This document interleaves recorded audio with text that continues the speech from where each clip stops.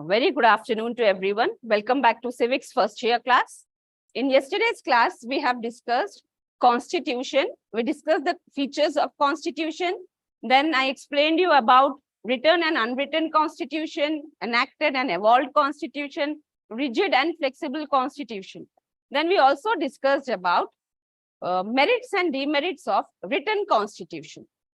Today, we will discuss merits and demerits of unwritten Constitution and differences between written and unwritten Constitution. After that, we will discuss very short answers of this chapter. So let us start with the merits and demerits of unwritten Constitution. I told you yesterday what is an unwritten Constitution. What is an unwritten Constitution? See, unwritten Constitution is one in which the provisions of Constitution are not in a single document, And this Constitution, it includes or it is based on several customs and traditions.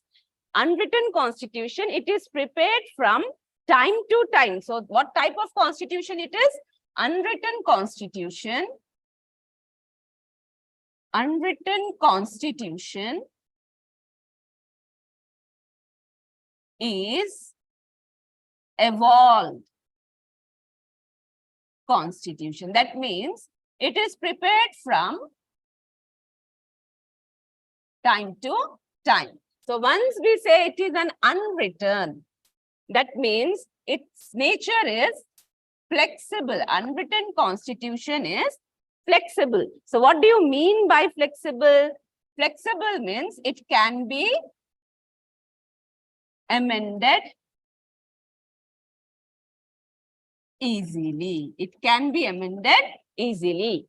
So as the customs and traditions are the basis for this Constitution, the customs and the traditions, they form the provisions of the Constitution. So the customs and traditions which are prevailing becomes the part of Constitution. So it is easy to amend. Amend means change. The meaning of word amend is change. It can be changed easily.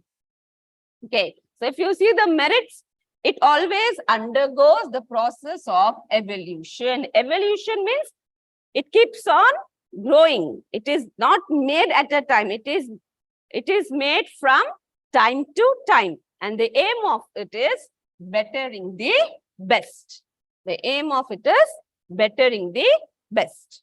The next is it can be amended. Amended, I told you, the meaning of word amend is to change. So it can be amended according to the needs and aspirations of the people. Popular needs means needs of the people. It can be changed according to the needs of the people. It gives no scope for revolutions. Revolutions means revolt. Okay. There is no scope of revolt because the changes are made according to the needs of the people. Okay. So it concedes to the popular demand. It satisfies the demands of the people. So let us move to the next. Demerits. So what are the demerits of unwritten Constitution? As it is flexible in nature, it is subject to frequent changes. Okay, changes can be made very frequently. It is not suitable for federation. A country having federal form of government, that is having two governments, central and the state government, for such type of countries, unwritten Constitution is not suitable. Written Constitution is suitable for federation, but unwritten Constitution is not suitable for the federation. Here, the legislature, parliament means here we say legislature. It is more powerful or more dominant, we say. The legislature is more dominant than other organs of the government. Okay. And it fails to protect the rights and freedoms of the people. as it is subject to frequent changes. So the rights and freedoms of the people are not protected here, and it is an informal in nature. Let us move to the next. That is differences between written and unwritten constitution. Students, if you are thorough with merits and demerits of written and unwritten constitution, it will be easy for you to differentiate between these two. The merits of written constitution will become the demerits for unwritten constitution. Just now I told you, unwritten constitution is not suitable for federation, but written constitution, it is suitable for federation. So merit of written constitution will become a demerit of unwritten constitution. Okay, so it is very simple if you are thorough with the merits and demerits. So let us see the differences. Okay, so written constitution, it is a document in which the rules of the organs of the government are clearly mentioned. Okay, written constitution, all the rules, the rights and duties of the citizens are clearly written down. Whereas unwritten constitution, the basic principles of the state are formed in the form of customs and traditions. Okay, customs and traditions, it becomes the basis for the provisions of the constitution. As it is prepared at a time, it is prepared by a body of people called Constituent Assembly. It is prepared by the body of people called Constituent Assembly. It is evolutionary in nature. It is evolved. Its nature is evolutionary. See, when we say it is prepared, we can also say it is enacted. It is evolved in nature, evolutionary in nature. So it is prepared from time to time. It cannot be amended easily. It cannot be easily amended. Amend means change. It cannot be changed easily. But unwritten constitution, it can be changed. It can be amended easily. So I repeat these 3 points again. The written constitution, it is a single document which consists of rules and regulations which are governing the organs of the government, and it also includes the rights and duties of the citizens. But the basic principles in unwritten constitution, they are in the form of customs and traditions. Okay, it is prepared by a body of people called Constituent Assembly. So it is an enacted constitution. It is evolutionary in nature. It is prepared from time to time. Now, it cannot be changed easily. Changing a written constitution, it consumes time. It is not that we cannot change. We can change it, but it is time consuming. Okay. Whereas unwritten constitution, it can be amended easily. I hope I'm clear with this.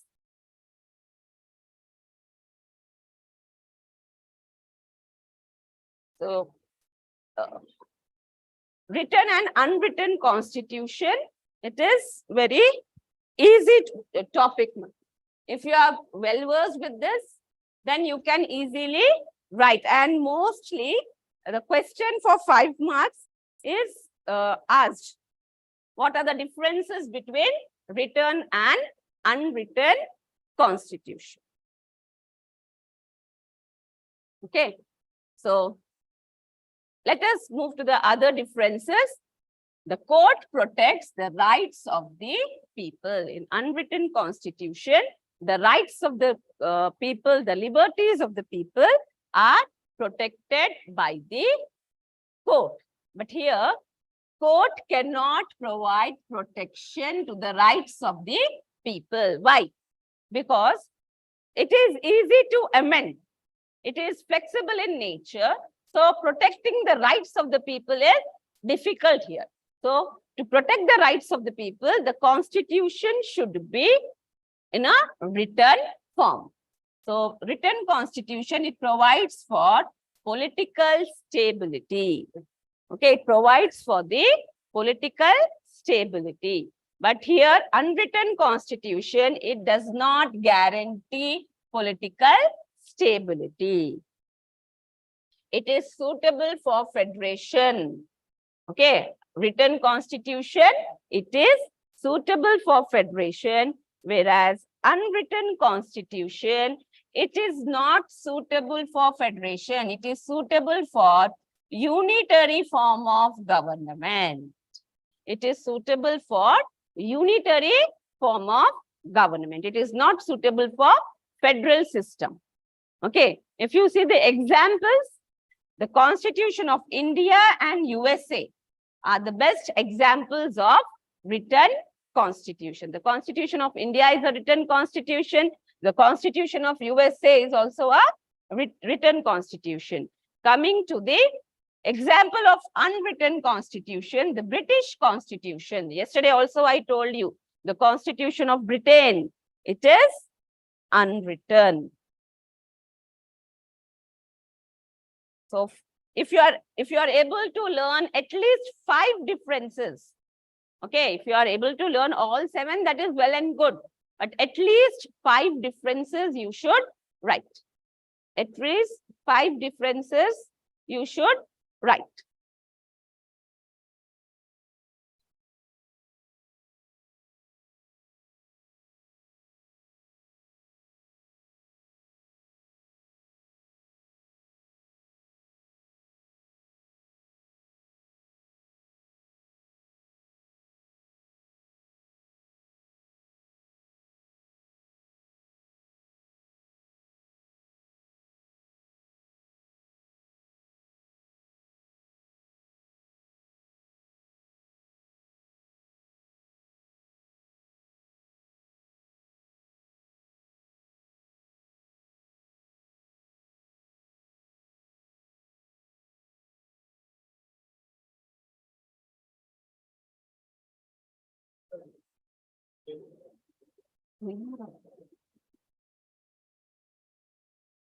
So let us now discuss the very short answers of this chapter. So what do you mean by constitution? What do you mean by constitution? Constitution is nothing but it is the set of rules and regulations. Okay, for the rulers and the ruled. So who are the rulers? The government. Okay, government is rulers and the people, they are called as ruled. Government is rulers and people, they are called as ruled. Then it also explains about the powers and functions of the government and rights and duties of the people. So what is a constitution? It is nothing but it is set of certain rules and regulations for the government and the people. So it explains how the government should perform certain functions. Okay, what are the powers of the government and what are the rights and duties of the people? That is mentioned in the Constitution. That is why we say it is the supreme law of land. Constitution, it is the supreme law of land. So if you are writing this like this, you will get 2 on 2. Okay. So please, students, focus more on 2 marks answers so that you can score 30 marks there. If you are writing 2 marks answers perfectly, you can score 2 on 2. So 15 questions, 30 marks.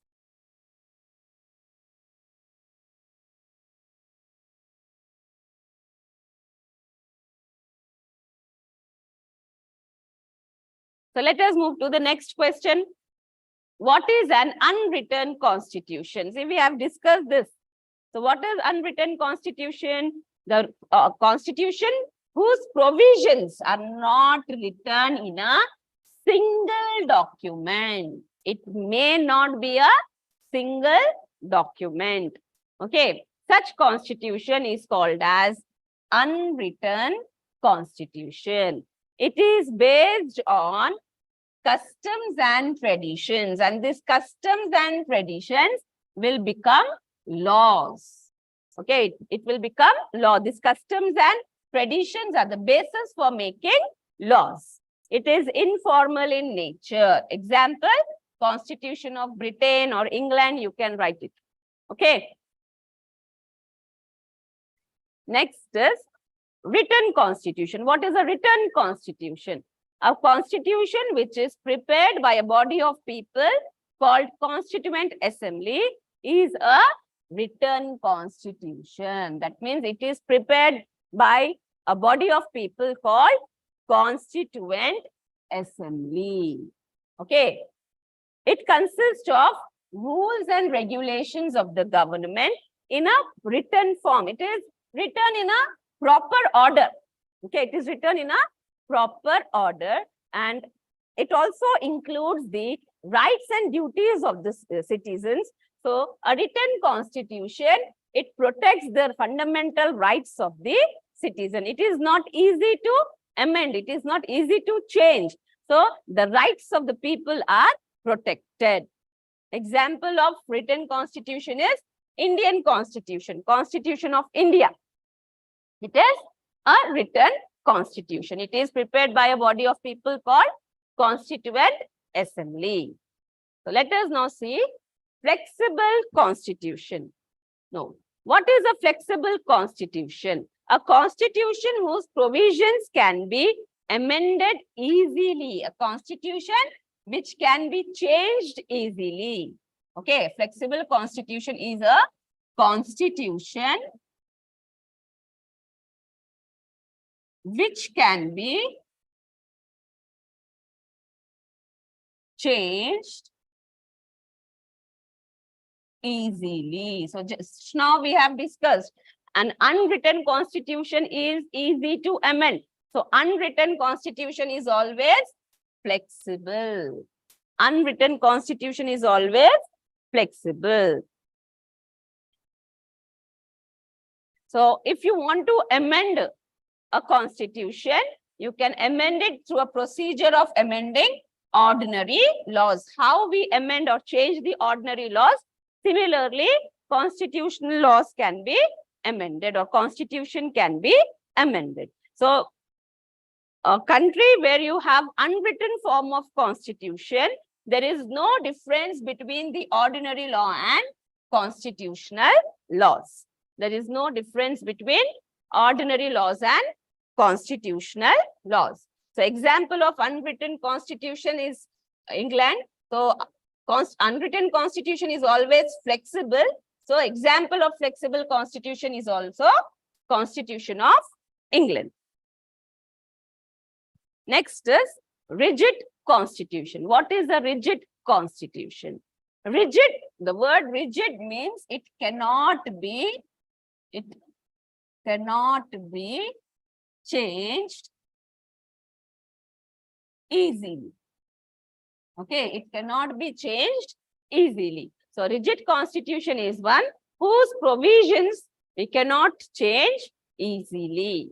Okay, so there is a difference between the amendment of ordinary laws and constitutional laws. Okay, there are amending constitutional laws or ordinary laws. There is difference. There are different methods. Okay, special procedure is followed for amending a rigid constitution.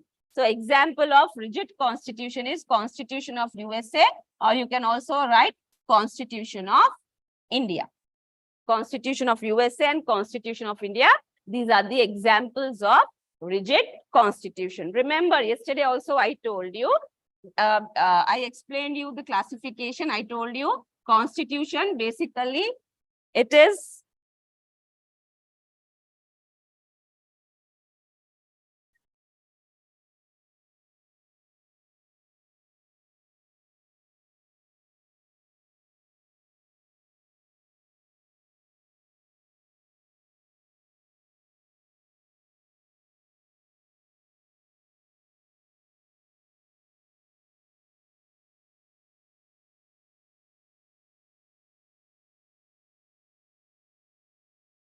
okay, constitution if we say it is of two types, that is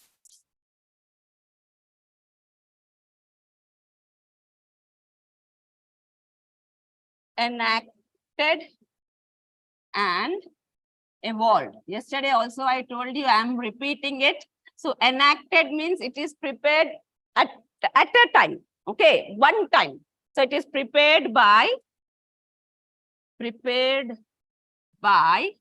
a body of people called Constituent Assembly. Whereas this evolved constitution, it is prepared. Boys, for students, take care of the spellings. Most of the time, I have noticed that instead of writing prepared, students will write prepared, P-A-I-D. It is prepared. Okay, P-R-E-P-A-R-E-D, prepared, not prepaid. Okay, so it is prepared from time to time. Okay, so it is evolutionary in nature. It is evolved. So as it is prepared by a body of people called Constituent Assembly, it is rigid in nature. Okay, it is rigid, whereas it is flexible. Okay, it is flexible in nature. So all unwritten constitutions, they are flexible and evolved. And written constitution, it is rigid and enacted. Please keep these things in your mind. This is the basis. If you are able to understand this, then you can easily, write the answers. So let us see the next question. What is preamble? Okay, we have discussed, when I explained you about the features of the Constitution, I told you about preamble. It is one of the important feature of the Constitution. So what is preamble? Preamble, it is nothing but preamble is the introduction. It is the introduction to the Constitution. The introduction of the Constitution, the preface. Okay, and simple words we can say preface. If you see books, you have preface or introduction. So the introduction or preface of the Constitution, it is called as preamble. Okay, the introduction or preface of the Constitution is preamble. So every Constitution will have a preamble. Every Constitution will have preamble. In this preamble itself, the aims and objectives of the Constitution are mentioned. What is the aim of preparing this Constitution? That is mentioned in the preamble. So if, for example, if you read any book, when you read the introduction of that book or the preface of that book, you will understand, you will get an idea why this book has been written. Similarly, when you see the preamble of the Constitution, you will get an idea about the aims and aspirations of the Constitution. So the preamble, it is regarded as the soul of the Constitution. Preamble is regarded as the soul of the Constitution, as every Constitution will have a preamble. So it is an important feature of the Constitution. Preamble, it is an important feature of the Constitution. So when you are learning preamble in features of Constitution, you will be able to write it for 2 marks. Okay. So with this, we complete your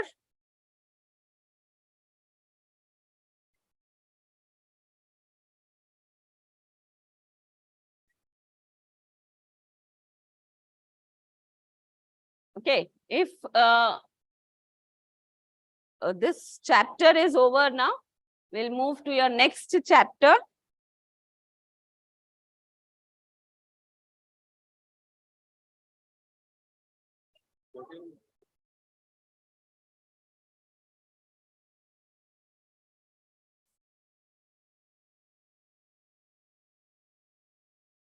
Your next chapter, another important chapter, you will get LAQ from this chapter.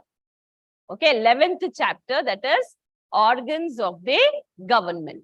Okay, the weightage for this chapter, if you can see, you have 17 marks. That is, you will get 1 LAQ, 1 SAQ, and 1 BSAQ from this chapter.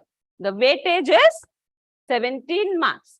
So, in this chapter, you will study about the organs of the government. See, from the beginning, when you have studied your first chapter, you studied about the government. We said that political science is the study of government. Then again, in second chapter, you have studied that state has 4 elements, and government is one of the element of the state. And government, it is of different types. Like, for example, we have parliamentary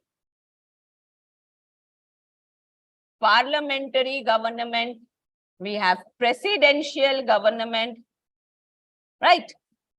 So government is of different types. So whatever may be the type of government, every government will have 3 organs. Every government will have 3 organs. So in this chapter, you will study about the organs of the government. So what are the 3 organs of the government? We have discussed it before also. Legislature. See, your whole political science, first year and second year, it is about government mostly. So legislature, executive, and judiciary. These are the 3 organs of the government. And we have discussed in the previous chapter, that is Constitution. It explains the rules and regulations for the government. Excuse me. So how these 3 organs function? Legislature, executive, judiciary, how do they work? How do they function? That is explained in the Constitution. So in today's class, we will study about these 3 organs. What are their functions? Okay, what are the types? Okay, we will study about these 3 organs. If you see the questions on the board, okay, you have 3 LAQs. Okay, so we can expect 1 question out of these 3. Okay, mostly the first 2 are most important, are most repeated, but you should not ignore the third one. Sometimes they may ask you the third question. So it's better to learn all the 3 questions. Okay, so first question is it is about the legislature. Okay, what are the functions of legislature and what is the structure? What are the types and its structure of legislature? And second question is about executive and its functions. The third question is about judiciary. The third question is about judiciary and its functions. Okay, then coming to short answers. Here, you will study the reasons for decrease in the significance of legislature. Why the legislature has lost its significance. And the reasons for growth of importance or significance of executive. Then you will study what is judicial review, and you will also study in brief about rule of law. What is rule of law? Rule of law, we have discussed earlier also, rule of law means equality before law. So again, in this chapter, you will study about rule of law. So now coming to very short answers. This question, how many organs of government are there? What are they? This is the most repeated question for 2 marks. Okay, they may ask you this. This is most repeated. Then you have a theory of separation of powers, how the powers are divided between three organs of the government. Then what is plural executive? And when you study about executive, you will study about plural executive. Then judicial review, you are learning for 5 marks. So it will be easy for you. Then what is a Senate? Then unicameralism, bicameralism, and parliamentary executive. These are some of the repeated questions. You can expect one question out of these. If you are thorough with 8 questions, you will be able to write. So let us discuss the functions of the legislature.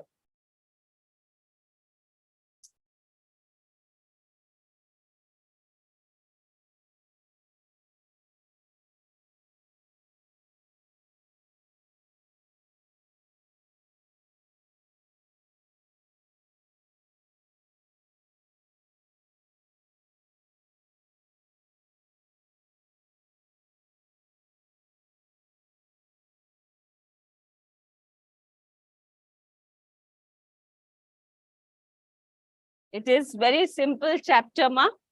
What are the functions of the legislature? For that, we need to understand 2 terms. One is unicameralism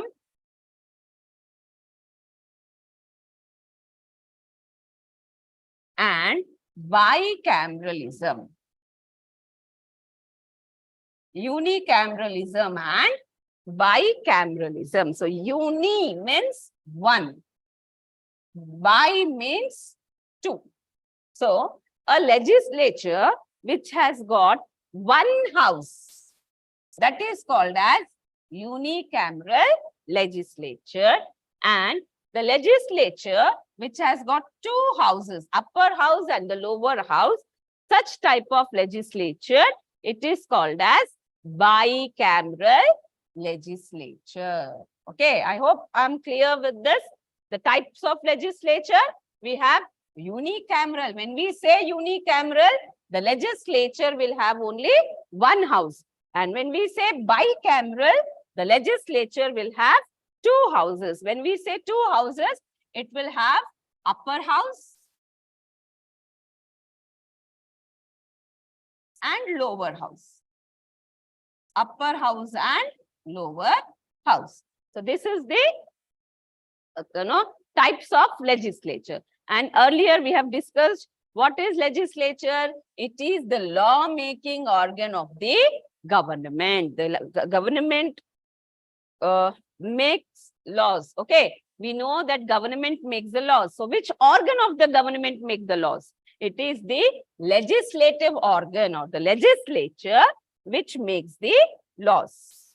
Legislature, it makes the laws. It is the law-making organ of the government. And this legislature is of 2 types, unicameral and bicameral. Unicameral means the legislature will have only 1 house, and bicameral means legislature will have 2 houses. Okay, upper house and the lower house. We can also say chambers. Okay, houses or chambers. See here. So the upper house, okay, the upper house, it represents the states, and the lower house, it represents the people. So usually the members of the upper house, they are indirectly elected, and the members of the lower house are directly elected by the people. So if we talk about our legislature, Indian Parliament,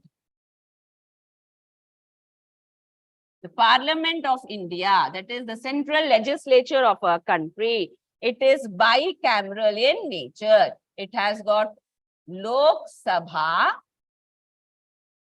and Rajya Sabha.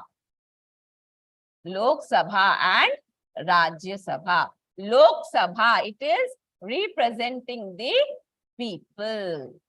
It is the representation of people. It is the lower house. It is the lower house. Whereas Rajya Sabha, it represents the states. So it is the upper house.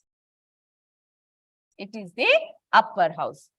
Indian Parliament, it is bicameral. So the members of Lok Sabha, they are directly elected by the people. But the members of Rajya Sabha, the members are indirectly elected. Indirectly elected. Whereas the members of Lok Sabha, they are elected. Who elects them? The people elect them. Okay, so this is Indian Parliament. So the Lok Sabha, it is representing the people. The people of the country, they elect the members of Lok Sabha. So the election to the Lok Sabha is direct. Whereas the second house, that is the upper house, Rajya Sabha, it is the representation of the states. The members are indirectly elected here. So whatever may be the country, okay, whichever country, if they have bicameral legislature, okay, the members of the lower house, they are elected by the people. Then what about the members of the upper house? How does the upper house form? How does the upper house form? So let us see that. Okay, so the first is membership is hereditary. The members of the upper house, okay, they get the membership hereditary. That means, okay, if the father is a member of the upper house, his son will become the member of upper house. So here the membership can be hereditary. Okay, here the membership is hereditary. There are four different ways or forms how you get the membership into the upper house. The first is, it is hereditary. Then next is, the members are appointed by the executive. Like in India, the 12 members of Rajya Sabha. 12 members of Rajya Sabha, they are appointed or nominated, you can say, by the president. The president nominates 12 members to the Rajya Sabha. So here the members are appointed by the executive. Either the membership is hereditary or the members are appointed by the executive. In some countries, the members of the upper house are also directly elected. They are directly elected. And in some countries, the members are indirectly elected. So if you see in India, we have 245 seats in Rajya Sabha. So out of these 245 seats, 12 are nominated or appointed by president. Just now we have discussed it. Okay, they are nominated by the president, and remaining 233 members, they are indirectly elected. They are indirectly elected. Okay, they are indirectly elected. That is the method of forming the upper house. Any of the four. Okay, either the membership is hereditary, or it is, members are appointed by the executive, or there is direct election to the seat, or indirect election.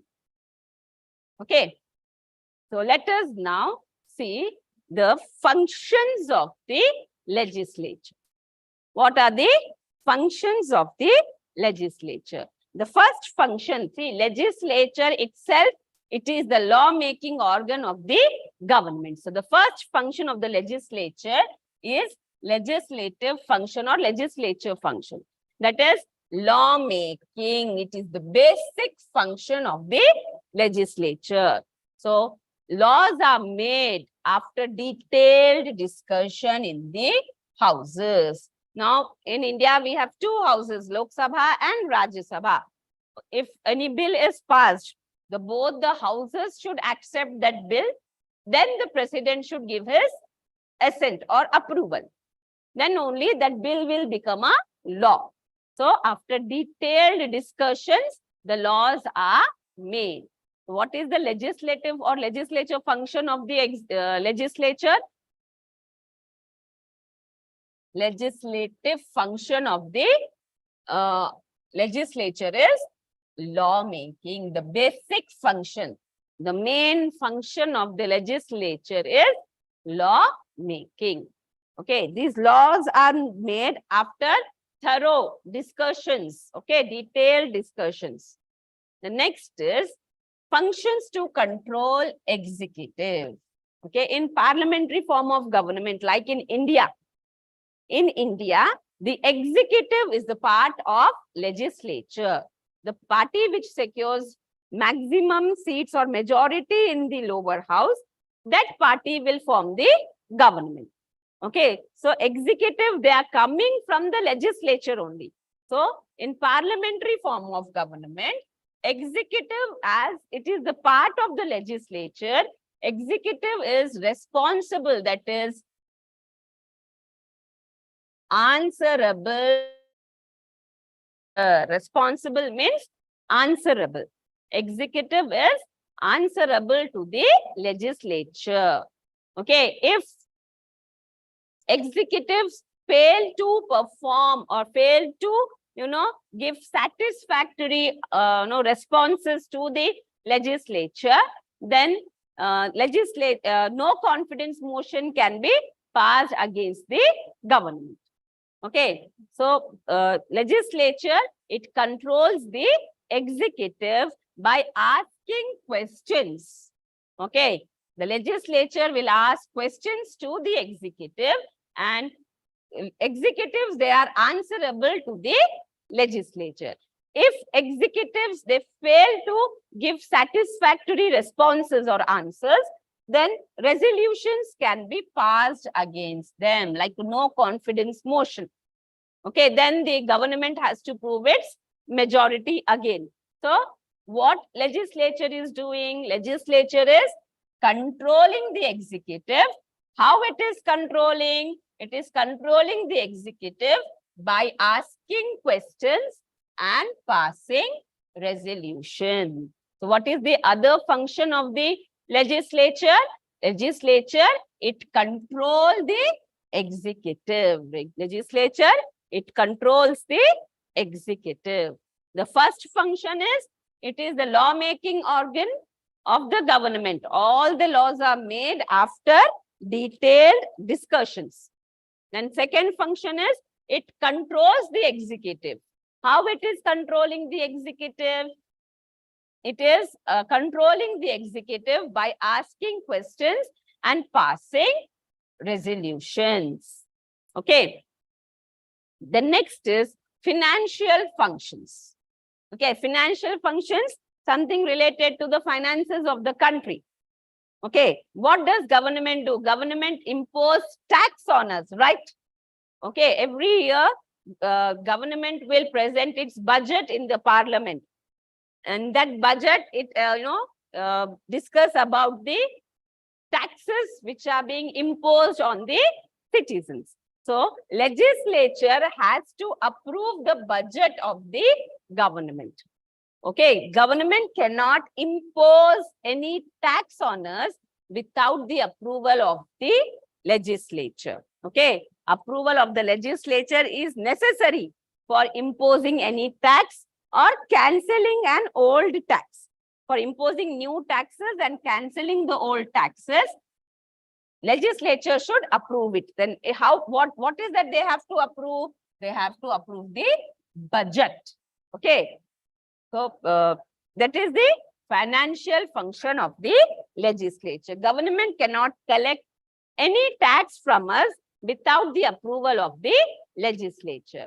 Suppose if the budget of the government is rejected by the legislature, then the executive, that is Prime Minister and his ministers, have to resign. So while preparing the budget of the country, they have to be very careful. Okay.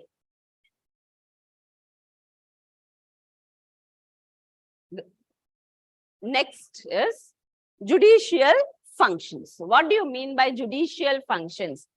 Providing justice. Judiciary, it deals with justice, providing justice. So what is the judiciary function? The legislature has the power to remove the president, vice president, and the chief justice of Supreme Court and High Court by passing impeachment resolution.